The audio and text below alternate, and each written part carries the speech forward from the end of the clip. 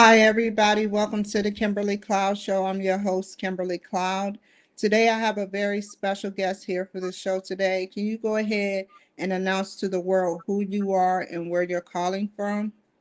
Yes, thank you so much for having me, Kimberly. You're My welcome. name is PHYLLIS Leavitt, and I am in Taos, New Mexico. I am a psychotherapist and an author. I've been a psychotherapist for 35 years, treating individuals and families and couples and children. And I recently wrote a book called America in Therapy, A New Approach to Hope and Healing for a Nation in Crisis, which is really how can we bring the understandings of human dynamics and family dynamics that we work with in our individual offices and all the things that we know help heal people of poor conditioning or scary experiences or abuse and neglect. How can we bring those understandings and techniques and skills and new paradigms to look at what's going on in the family of America and bring that healing to our whole social and political structure? Tell me, the family structure, what consists, what is a dysfunctional family defined as? Yeah, I think it's a really good question because I think a lot of what psychology knows isn't really common knowledge. I mean, I think we know that if somebody's beating a child or, cutting someone or calling them horrible names, we know it's abuse. Or if we're feeding one child and not feeding another, we know that that's abuse and neglect. But I think I talk in my book about something that I call high and low tech human relations, because I think we're all into technology and, we don't necessarily talk about the technology of how we get along with each other. So a healthy family, and again, none of us has it down perfectly because we all, have things to learn and we all have some conditioning that we're probably trying to overcome. But in a healthy family, generally, there's a feeling that you're loved, that you're wanted, that you're valued, that you're supported to be your best self, that there's some healthy limits and boundaries so that when people step outside, what's good for each other, that there's some kind of way of reining them back in that's not harmful. It's not that you don't slap somebody because they misspoke or lock them out of the house because they didn't do their homework, or that kind of thing. And one of the big hallmarks of a healthy family is that there's a commitment to deal with conflict and disagreement without violence. And that's a really big one. And that means without verbal violence, without emotional violence, without physical or sexual abuse. And there's a commitment so that there's a feeling of safety. And that's a really big one because for people to thrive, for people to feel valued and loved, they have to feel safe. And does that mean that, we won't have a moment where we raise our voice or we say something that we wish we hadn't said? Yeah, we're human and that's going to happen. And sometimes we don't deal with conflict that well. But in a healthy family, people come back to the table and they make amends and they try again. And again, this often with 2 steps forward and 1 step back. But there's that commitment that we love each other and we really wanna treat each other well, and we're willing to take responsibility for ourselves. And those are high-tech human relations, and low-tech human relations are the opposite. There's not that feeling of love and safe belonging. The boundaries are either there's no boundaries or the boundaries are rigid. There's usually 1 or 2 people that are in power, and everybody else has to submit and obey. And if they try to have a voice or individuate or be different, they're punished or ostracized or in some way treated in an unkind way or blamed for what happens to them. Um, and there's no commitment to nonviolence. In an unhealthy and a low-tech human relations family, you have verbal abuse, you have physical and sexual violence often, up to the point where sometimes people are killed.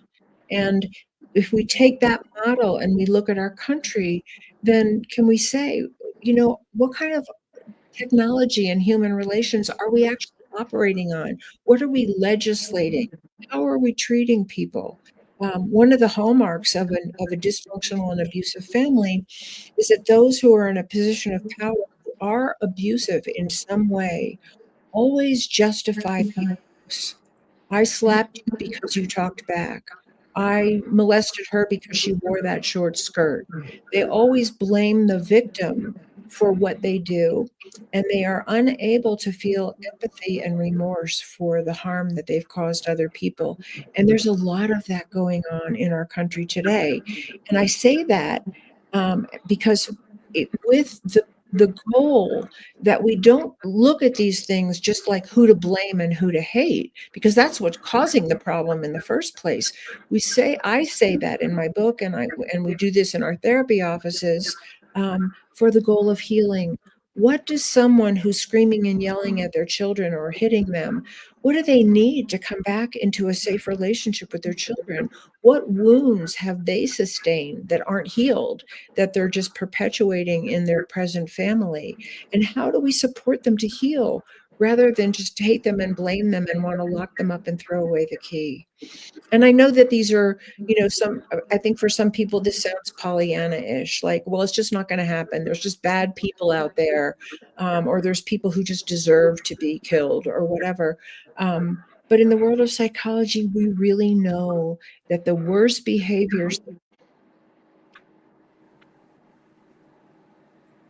and that's the cycle we try to stop. I want to know what elements brew a dysfunctional family relationship. Is it the wrong environment, or is it music? It could be a lot of different things, but what brews the dysfunctionality in a family relationship? Well, and what I'm looking at through the lens of psychology is both the microcosm and the macrocosm, because I think in the world we live in today, it's not an either or. So some of the dysfunction comes from intergenerational trauma that's never been healed. The parents were beaten when they were kids. People were screaming and yelling in their family, or their parents came home drunk and were passed out on the floor and didn't feed their children. And so what tools do they have to bring to their family? And again, that's not excusing anybody's bad behavior, but it's trying to understand it. So, and it could be more subtle than that. It could just be that you grew up in a family where your parents were depressed and they weren't available, and you were stuck alone in front of the TV and you weren't encouraged to have friends. That's poor conditioning and painful, a painful way to grow up as well. So it doesn't have to be super overt. It might be very subtle. It might just be that you never felt loved. It might be that you got a message that you were kind of stupid and fat and ugly, or you'll never amount to anything. But so those things can happen within a family, and they do, because I've worked with hundreds of people, and I cannot tell you the horrible things that people have sustained, from the people that they depend on and who even loved them, but didn't have good skills in bringing them up. But I think the reason why we have to look at it on the micro and the macro level is many people, not all people, but many people are getting those terrible messages and ways of being treated that are very harmful from the larger systems they live in. And I know you know this, people of color are discriminated against, and that's in the world around them. They may be loved in their home, but they may be followed by a policeman when they walk into a store. Or people are calling them names. Or I grew up Jewish, and I heard, comments about Jewish people that were very mean and hateful. So there's gender bias, there's injustice, there's very, I think, people suffering terribly from economic inequality and economic stress, and they bring that stress home to their families. Where does it come out? It comes out when you get home and you're stressed and you can't pay the bill, or you don't have enough food, or whatever it is, or your children are being bullied and you can't stop it. So it's really the microcosm and the macrocosmic families that we need to look at and address and try to heal. And again, not blame, but try to heal. How did we get into a family system in America where there's so much injustice, where there's so much discrimination, where economic inequality has become, just something that is a fact of life? How did we get there? What can we do? You know, I haven't endured police discrimination, but I appreciate you bringing that up. That a lot of guys do, you know, African Americans do to get discriminated, but then again, a lot of people are doing wrong things, but Right. not, it's a 50-50 thing with me, but negative things, you know, negative thinking. How do people rebuild on negative thinking? Well, I think there's a couple of things. I think, a lot of us have learned negative thinkings. We've been taught to be judgmental, or we've been judged, and then we put that out into the world on other people. Or we've been taught that there's really not that much potential for us or possibility for us. And so we've resigned ourselves to a negative point of view about ourselves or the world we live in. And I think therapy, which is not available to everyone, and I realize that, really works very directly on the negative belief structure that people have absorbed and have come to believe. And so that's one of the things that's so great about psychology, good psychology, is that we know in the field of psychology that no one is born a loser. No one is born inferior. No one is born a sinner. We learn things, and things have happened to us that have definitely caused some people to go down a very destructive road, for sure. But the point of therapy is to uncover their beautiful, innocent, creative essence, and have that be what shines in the world, which is taking apart that negative belief structure. And I think we have to do that societally. I think we really have to look at the judgments we've passed on women, on people of color, on people of different sexual orientation, on people who are poor, on people who have disabilities, on people who have alternative lifestyles, whatever they are, that we're so quick to judge and condemn whole groups of people, and then they absorb that negativity from the society around them, even if they haven't gotten that in their homes. And so I think we just have to address this whole othering that we do in the world. And psychology is certainly a good way to approach that. Again, a lot of people don't have any access to therapy or that kind of a healing modality. And what I usually say to people is, one of the ways to work with that, that helps, I think, is to really look for people who are supportive. Look for places where your gifts are actually wanted. Maybe you're good with animals, so find a way to work with animals. Maybe you love nature, grow a garden. Maybe you love art, do your art, indulge in looking at other people's art. Find what lights you up, what really opens your heart and your mind to new ideas or a feeling of beauty or belonging, and go there and give it, like, not just look to take it in, but look to give it where you can, because I think so many of us just feel wonderful when our gifts are received. Yeah. You know, I say mental health is another way that we have not painted our picture. Mental health people. I suffer from mental health. We haven't painted our picture, and with the right help, I believe that, like you, people like you can help let us create our own paintings and find those avenues, those Right. positive avenues to grow. What do you think about that?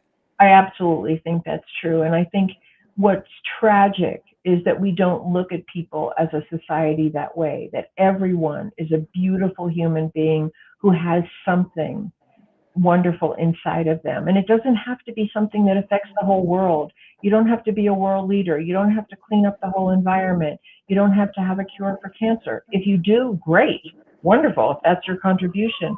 But maybe you're just going to be a more loving parent, or you're going to cook wonderful meals for your friends, or you're going to go volunteer at an animal shelter, or you're going to, work on a community project of growing a garden for the community, whatever it is. That we start to look at people. I think this is something that I really learned being both a client and a therapist, is that the more we look at each other as our beautiful selves, as our potential, as what's right with you instead of what's wrong with you, the more we encourage that to show up in the world. How does positivity, even though I know the answer, but I need my audience to know, how does positivity change, a person's perspective on mental health, the negative part of mental health? Like, do you think that, and this is in conjunction, do you think that the way they have mental health set up now, how should mental health be set up now is the Are you question. talking about therapy, or when you say mental health, what do you mean? Well, they got mental health in hospitals. People go to hospitals, and a lot of people say that it's not good at these hospitals. They're still doing things that's like was in the Oh, 1940s and 50s. What do you think should change about these hospitals? well, I haven't worked in a hospital, so I can't speak directly to that. I've only done Mhm. private practice. So I may not have the best answer for a hospital setting, but what I would say as a general statement is you really want to hear a person's story. You want to let them tell their story without judgment, without shaming them, without blaming them, without you could have done it, why did you do that? But you really want to listen and hear their history and their story and believe them. When someone says, my parents were beating me, we believe them, you know. Or another good intervention in that line. So I used to work in an agency, and we did some group therapy. And there was a man in one of our groups who said, was talking about how physically abused he was as a child. And then he said, he followed his account of what had happened to him with, but I really deserved it. I was a really bad kid. And so there you kind of intervene and, lovingly say, nobody deserves that treatment. There's no child who deserves to be beaten. If you were doing something that was out of line, there are firm and loving ways to set limits with your children and hold a boundary that don't hurt them, that don't abuse them. So we have to, so you listen to a person's story, you believe them, and then you try to work with what they took on about themselves that was really untrue, that they then adapted to. So let's just say he believes he's a bad person, he deserved it. So then when he goes out into the world, he finds himself, which is so often happens, attracted to people who think he's a bad person, and he's trying to please them the way he tried to please his parents. And he's recreating his history and going on believing he's a terrible person who doesn't deserve to have a good life. And so we help people take apart those negative beliefs. There is no bad person that's born.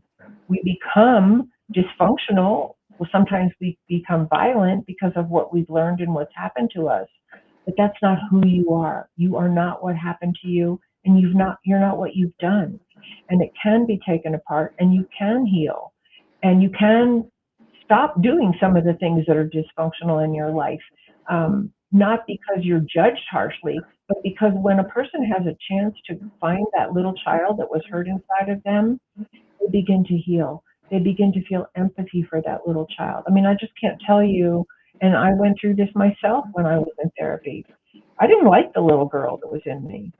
I didn't like her. I didn't think she was lovable. I didn't want to get anywhere near her.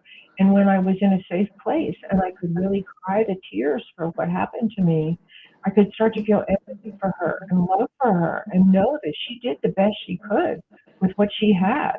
Um, and that if she had had different, she would have done even better.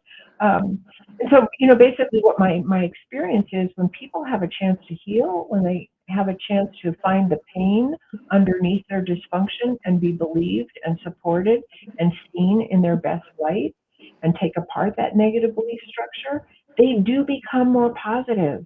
They become more positive about themselves. They become more positive about whatever the contribution is they can make in the world around them or to their relationships. And they want to be different in the world.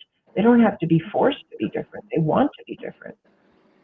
Do you think there should be more independent mental health for the people? Because, like I said, to revert back to hospitals, a lot of people go to hospitals and then get independent treatment. How do you think mental health should be for the future so that everybody that needs it can get it independently?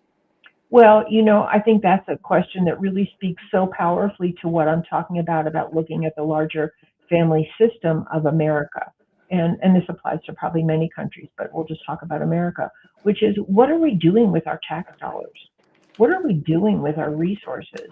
Why aren't they being allocated to helping people get the mental health that they want and need, so that it would be affordable and accessible to every single person who wants it? It's not impossible to provide that. We just have to look at what our priorities are. Are our priorities building nuclear weapons? Are they arming more police? Or are they helping people, so that they have a chance to heal, that they have a chance to thrive in this world and feel like they belong in a safe community that wants them? This is what a healthy family would do. It would take care of all of its family members. So how do you think mental health is going to help a typical person with depression, anxiety, maybe bipolar? Like, how do you think counseling would help them? I know the answer. I just want you to say the answer because you're so smart. Well, I'll say it this way. I didn't remember the things that happened to me when I was a little girl. I had buried them. And so I just really grew up feeling like I was unlovable and feeling like there was just something wrong with me and I didn't know what it was. And so I just tried to hide that. And I tried to look like I was okay. And I tried to compensate by being a good girl and being a really good student and doing well in school and not making any waves anywhere. And so it wasn't until, and I just coped the best I could. I mean, in some ways, I felt like I white knuckled my way through life because I just felt like I was the problem and I didn't know what the solution was. So it wasn't until I was an adult that I even heard about therapy. I mean, well, I heard about it when I was in college, but the connotation was, it was like, you shouldn't need that. You shouldn't, you should be able to fix yourself kind of. And I remember I went to one session with the school counselor when I was in college, and I don't remember what I said, but I never went back. I felt so vulnerable and so exposed, I couldn't bear it. So I didn't actually go to therapy until I was in my 30s, and I already had children. I was in a very dysfunctional marriage, and I had 3 little children. Sorry to hear that. Yeah, well, it's a common story. So yeah, very common story. I repeated what I knew, like so many of us do unconsciously, and not wanting to. And I went home from that first session. Oh, so the therapist asked me about my family, which you do, right? And I said, my parents loved me. It was me. I'm the problem. And of course, she didn't buy that. And but I went home from that session. I went to the library because I'm the good student. I took out a book on psychology, and the first thing I read was the 10, and I don't remember what they all were now, but the 10 things that really impact a person's life severely and show up later on as dysfunction and depression or anxiety or, bad behavior or whatever. And I don't even remember what they were, but all of a sudden the light bulb went off, and I knew that I wasn't born this way. There were conditioning agents that made me feel this way. And I had already started to have some memories of what had happened to me by the time I went to therapy. So I began to realize, oh, what's going on with me is not a mystery. I wasn't born, a depressed person. I wasn't born anxious. And those were my 2 main symptoms, depression and anxiety, and a lot of shutdown, a lot of not being able to have my voice. Something happened to me that made me feel the way I do about myself. And it really was mind-bogglingly opening. And then I went on a journey to process what had happened to me, and I had more memories, and I began to come out the other side because I was heard, I was believed, I got to cry my tears and have my pain. And, I want to say this for your audience, because I've had so many people, I felt this way myself, and I've had so many clients come to me and say, I can't cry. I can't cry because I know that if I start, I will never stop. And I know what that feeling is like. And I want to say to people out there, it's not true. If you get a chance to cry your tears and have your pain in a safe place with a safe person, you will feel amazing relief, and you will begin to release some of what's been festering and causing inside of you and causing some of your dysfunctional coping mechanisms. It really can, and it's not the only part of therapy. Part of it, as we talked about before, is working with the negative belief structure that you took on. That's not true. But it's really important to be able to have your emotions in a safe place with a safe person. And many people don't have that in their life. Yeah, I know that when because crying is something that is healthy. When you cry, you are getting rid of all that thinking, that nasty thinking, and under your friend's supervision or other people that can encourage you. That's why we need friends that encourage you through the rough patches. It will help, it will Right. really help, and it's healthy, like you said. Um, And many so, people have been told as children, if you cry, I'll hit you more. So they oh, were yeah, actually prevented from crying. It was dangerous to cry. And so you have to work yeah. through that inner injunction, right? Yeah, you do. I was told that, by an uncle of mine, and that's why I always, I have some negative things about me that I'm working on today, and that needs to change, negative thinking. And everybody has negative thinking. It's just how you handle it and how much encouragement you need to withstand it. Right. What are your And that you thoughts? start to, and just as you're saying, as you're working on it, that you start to learn new tools to help yourself. Like, in my younger years, if I had a negative thought, it just took me over. I was just run by it. I might Yes. wake up in the middle of the night and keep thinking it. And now I know, okay, I don't want to go there. What can I do for myself? Maybe I'm going to take a walk. Maybe I'm going to write in my journal. Maybe I'm going to think deliberately think a different thought, or try to remember something positive, or go be with somebody who I know is loving and caring. Like, you start to develop a tool chest so that you're not just the victim of what you've internalized over and over and over again. One last question. How do you change those negative thinking skills, like that you've learned through other people placing them on you and your environment and stuff of that nature? Well, I do think any healing process really does help diminish the power that those negative thoughts have over you. It doesn't mean you'll never have them again, but they don't have the same power. Like I was saying, when I was young, if I had a negative thought about myself, it just ran the show. That was it. I was off and running, and then I would look for evidence in my life to support the negative thought. So I think when you have a chance to heal, when you have a chance to do what you love, give what you love, be with people who are safe, who are supportive, even if it's one person, even if it's your dog, that you can, but really, I think some of the best therapy really does directly address that negative thinking, so that the goal is that yeah, it might show up, but you don't believe it anymore the way you did before. It doesn't have the hold on you that it did before, because one of the goals of the best healing work, whatever it is, whether it's psychotherapy or somatic therapy or body therapy or mediation, is that you can access the positives, that you can access your strengths and your gifts, and they become what you can turn to in yourself when you meet stressors in life. Because I still meet stressors in my life. I still, my family is still going through stuff. I have challenges. We all do. And there's challenges facing us in our country that impact all of us.